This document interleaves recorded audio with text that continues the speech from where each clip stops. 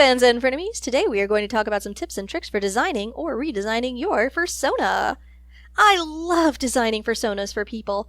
It's a little different from just making any old design. A fursona shouldn't just look good. It should represent you or how you want to be seen. So when I design a fursona for someone, I always ask them a couple of questions. Let's go over them together. Number 1, what animals do you like? The easiest question is, what animals are your favorite? What do you like aesthetically? Tigers? Dragons? Wolves? It's okay to have more than one pop in your head. Just keep them in mind. It's also good to think about what parts of animals you might like a deer's antlers or a bat's wings.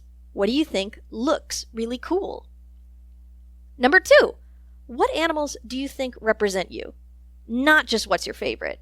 My favorite animal is an African wild dog, but I really connect with ferrets and cats. And people often tease me about how I'm just a business of ferrets in a human suit.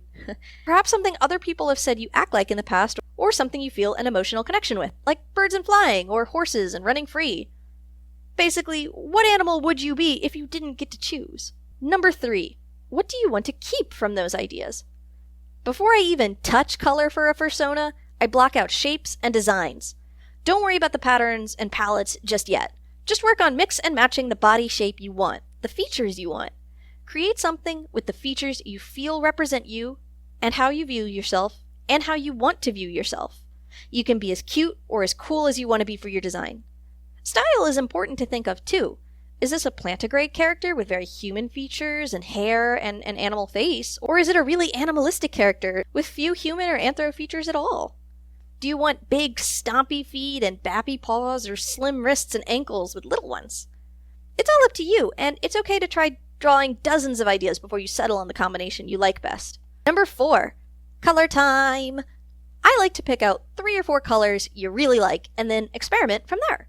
For me, the colors have all been black, white, pink, and gray for a really long time, but you might want purples and yellows and whites or reds and oranges and yellows or browns and blues and pinks. Whatever you're into. Number 5, patterns. Some of this goes back to our earlier points, picking things you like and things that represent you. Zebra stripes, leopard spots, the leg speckles of a lion cub, or back spots of a deer fawn. There's plenty of markings that can hint at or imply things.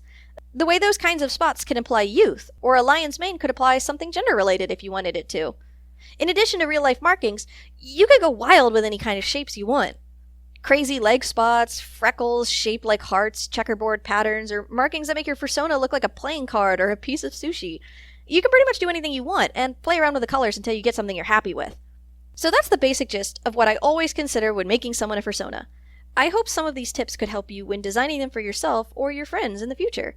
That's all for this time, folks. Nader's out!